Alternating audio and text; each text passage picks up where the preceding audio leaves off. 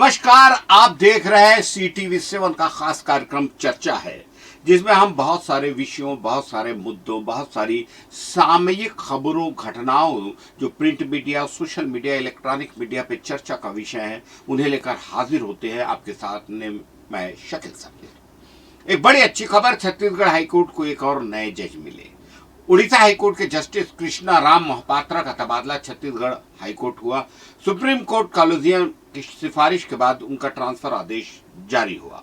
यहां हम ये बताना चाहेंगे कि उनका परिवार भी न्यायिक क्षेत्र से जुड़ा रहा। उनके पिता स्वर्गीय शरद चंद्र मोहपात्रा सेवानिवृत्त जज हैं। कानून की पढ़ाई पूरी करने के बाद जस्टिस मोहपात्रा ने वर्ष 1988 से वकालत शुरू की। लंबे न्यायिक और कानूनी करियर के दौरान उन्होंने उड़ीसा सरकार और केंद्र सरकार के विभिन्न विभागों और संस्थाओं के लिए काउंसिल के रूप में काम किया। इसी बीच सुप्रीम कोर्ट कॉलेजियम ने देश के अलग अलग हाईकोर्ट में मुख्य न्यायाधीशों की नियुक्ति और जजों के तबादले से जुड़े कई फैसले किए। दिल्ली हाईकोर्ट के जस्टिस वी कामेश्वर राव को पटना हाईकोर्ट, वही बॉम्बे हाईकोर्ट के जस्टिस रविंद्र वी घुगे का तबादला कोलकाता हाईकोर्ट, इलाहाबाद हाईकोर्ट के जस्टिस महेंद्र चंद त्रिपाठी को बॉम्बे हाईकोर्ट का मुख्य न्यायाधीश बनाया गया है, जबकि जस्टिस अश्विनी कुमार मिश्रा को पंजाब और हरियाणा हाईकोर्ट का चीफ जस्टिस, छत्तीसगढ़ हाईकोर्ट में जस्टिस कृष्णा राम मोहपात्रा की नियुक्ति ऐसे वक्त में हुई है जब अदालत में स्वीकृत पदों के मुकाबले जजों की संख्या पहले से भी कम है। ऐसे में उनकी नियुक्ति से न्यायिक व्यवस्था को मजबूती मिलेगी, ऐसा मामला है, और लंबित मामलों के निपटारे में मदद मिलेगी। हालांकि कहा जा रहा है कि अगले महीने या 1-2 महीनों के बीच छत्तीसगढ़ हाईकोर्ट, जिसमें मोहपात्रा के आने से 14 जज हो गए हैं, वहां 2 जज सेवानिवृत्त होने वाले हैं। बहरहाल आगे बढ़ते, छत्तीसगढ़ में पहली बार हमारे राष्ट्रीय खेल की हॉकी लीग होगी। जी हाँ, अंतर्राष्ट्रीय खिलाड़ियों के साथ मैदान में उतरेंगी 6 टीमें। छत्तीसगढ़ के हॉकी खिलाड़ियों को अपनी प्रतिभा दिखाने और राष्ट्रीय स्तर तक पहुंचने का बड़ा मंच मिलेगा। प्रदेश में पहली बार छत्तीसगढ़ हॉकी लीग आयोजित करने की तैयारी हो रही है। लीग सितंबर के दूसरे सप्ताह में शुरू हो सकती है। इसके लिए प्रदेश भर से प्रतिभाशाली खिलाड़ियों का चयन कर 6 टीमें बनाई जाएंगी। टीम में रायपुर, बिलासपुर, राजनांदगांव, सरगुजा, बस्तर और रायगढ़ जशपुर क्षेत्र का प्रतिनिधित्व करने वाली 6 टीमें मैदान में उतरेंगी। सभी मुकाबले रायपुर स्थित सरदार वल्लभ भाई पटेल अंतर्राष्ट्रीय हॉकी स्टेडियम में फ्लड लाइट के बीच खेले जाएंगे। संभावित रूप से मुकाबले 10 से 12 सितंबर के बीच आयोजित होंगे। आयोजन की अंतिम तारीख और टीमों के नाम जल्द घोषित होंगे। IPL की तर्ज पर खिलाड़ियों का चयन छत्तीसगढ़ हॉकी लीग में होगा और ऑक्शन के जरिए किए जाने की तैयारी है। प्रत्येक टीम में 18 खिलाड़ी होंगे, जिनमें करीब 14 से 15 खिलाड़ी छत्तीसगढ़ के होंगे। जूनियर वर्ग में शानदार प्रदर्शन कर रहे प्रतिभाशाली खिलाड़ियों को भी लीग में खेलने का मौका मिलेगा। खास बात यह है कि प्रदेश के खिलाड़ियों को बेहतर एक्सपोजर देने के लिए प्रत्येक टीम में 3 से 4 अंतर्राष्ट्रीय स्तर पर खेल चुके खिलाड़ियों को शामिल करने की कोशिश है। इसके लिए अंतर्राष्ट्रीय खिलाड़ियों से बातचीत भी चल रही है। अनुभवी खिलाड़ियों के खेलने से स्थानीय खिलाड़ियों को उच्च स्तर की प्रतिस्पर्धा और खेल की बारीकियां सीखने का मौका मिलेगा। खिलाड़ियों को मिलेगी मैच फीस और बेहतर किट लीग में हिस्सा लेने वाले खिलाड़ियों को उनकी योग्यता के आधार पर निश्चित मैच फीस भी दी जाएगी। इससे आर्थिक रूप से कमजोर लेकिन प्रतिभाशाली खिलाड़ियों को आगे बढ़ने में मदद होगी। खिलाड़ियों को अंतर्राष्ट्रीय स्तर के टूर्नामेंट जैसा अनुभव देने के लिए अभ्यास और मैच के लिए अलग अलग जर्सी के साथ बेहतर खेल किट उपलब्ध कराने की भी तैयारी है। डिप्टी CM एवं खेल और युवा कल्याण मंत्री हमारे बहुत अजीज हॉकी प्रेमी, खेल प्रेमी अरुण साव के निर्देश पर खेल विभाग और छत्तीसगढ़ हॉकी संघ के पदाधिकारी लीग की रूपरेखा तैयार कर रहे हैं। सभी जिलों से प्रतिभाशाली खिलाड़ियों की जानकारी मंगाई जा रही है ताकि प्रदेश के अलग अलग हिस्सों से बेहतरीन खिलाड़ियों को लीग में मौका मिले। आयोजकों का कहना है कि छत्तीसगढ़ हॉकी लीग प्रदेश के खिलाड़ियों के लिए सिर्फ एक स्पर्धा नहीं बल्कि राष्ट्रीय और अंतर्राष्ट्रीय स्तर पर अपनी पहचान बनाने का महत्वपूर्ण मंच होगी।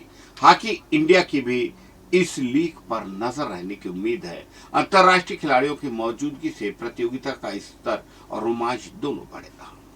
आगे बढ़ते हैं।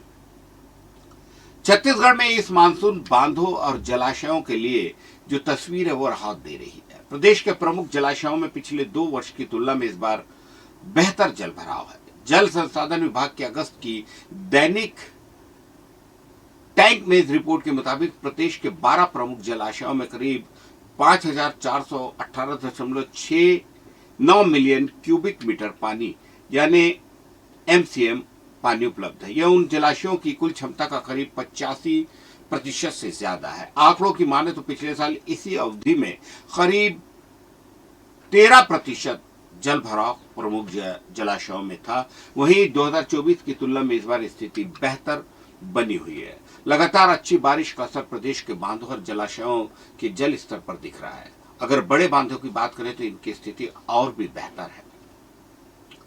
12 प्रमुख जलाशयों की कुल क्षमता करीब 5,355.709 एमसीएम है, जिसमें 4,680.505 एमसीएम पानी मौजूद है।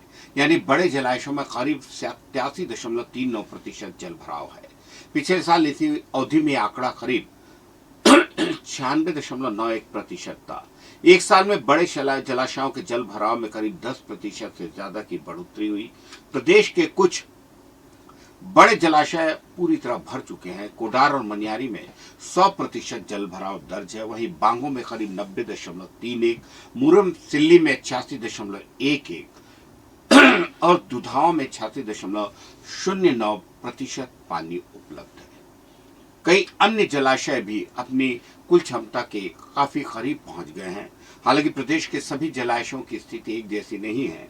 कुछ बड़े जलाशय अभी भी 40% से कम भरे। ऐसे जलाशयों में जल स्तर बढ़ाने के लिए आने वाले दिनों की बारिश बेहद महत्वपूर्ण रहेगी।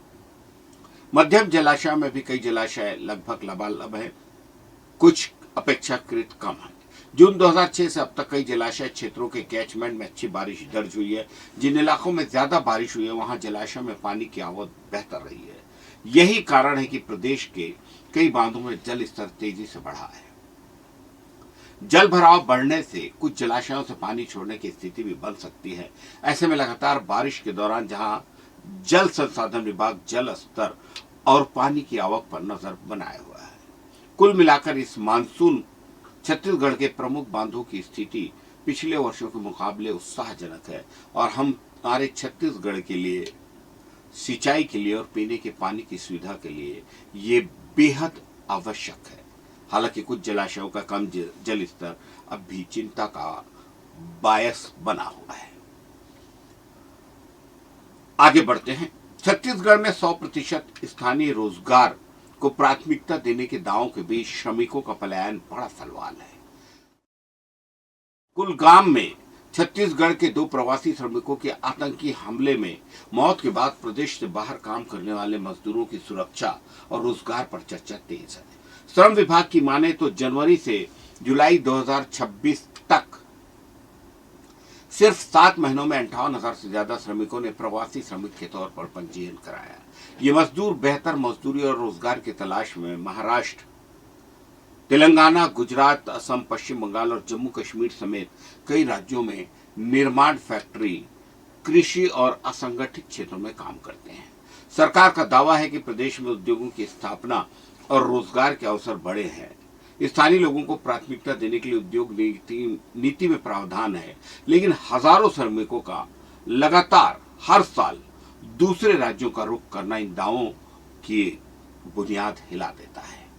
कोविड के बाद प्रवासी श्रमिकों का पंजीयन इसलिए बढ़ाया गया ताकि बाहर काम करने वाले मजदूरों को दुर्घटना बीमा और आपात स्थिति में सहायता मिल सके। अब जरूरत स्थानीय स्तर पर बेहतर रोजगार और मजदूरी के साथ प्रवासी श्रमिकों की सुरक्षा निश्चित करने की भी है। आगे बढ़ते हैं। एक फिल्म का बड़ा बेसब्री से नौजवान और जेन जी नई पीढ़ी इंतजार कर रही है। मैं भी कई लोगों से सुनता हूं, सोशल मीडिया में भी ये बात आ रही है, टॉक्सिक। जी हाँ, और इसमें यश 3 लूप में नजर आएंगे। यश सुपरस्टार, जी हाँ, अभी रामायण में रावण का रोल भी किया उन्होंने, जबरदस्त। अपराध, सत्ता और जुनूनी प्रेम की कहानी सुपरस्टार यश की बहुचर्चित प्रतीक्षित film Toxic a fairy tale for grown ups को लेकर दर्शकों में जबरदस्त क्रेज है। फिल्म के ट्रेलर में यश का अब तक का सबसे अलग और खौफनाक अंदाज देखने को मिला है। गीतू मोहनदास के निर्देशन में बनी यह फिल्म अपराध, सत्ता और जुनूनी प्रेम के इर्द गिर्द घूमती है। ट्रेलर में गैंगस्टर की दुनिया, खूनी संघर्ष और सत्ता की लड़ाई की झलक साफ दिखाई देती है। 3 अलग अलग अवतार में दिखेंगे यश। फिल्म में यश गैंगस्टर राया की भूमिका में। खास बात यह है कि फिल्म में उनका एक नहीं बल्कि 3 अलग अलग लुक और अवतार देखने को मिलेगा। एक युवा राया, दूसरा उम्र दराज राया और तीसरा एक अन्य महत्वपूर्ण किरदार का अवतार। ट्रेलर में यश के इन अलग अलग रूपों ने दर्शकों की उत्सुकता और बढ़ा दी है।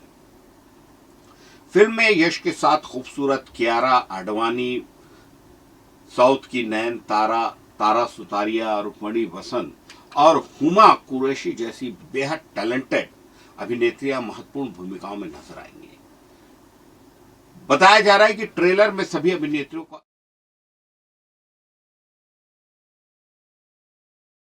नजर आ रहे हैं।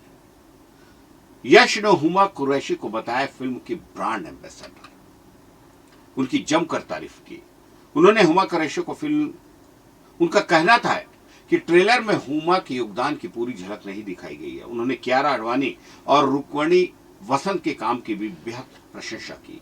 200 दिनों तक चली फिल्म की शूटिंग में यश ने फिल्म की शूटिंग और अपनी तैयारी को लेकर भी बात की।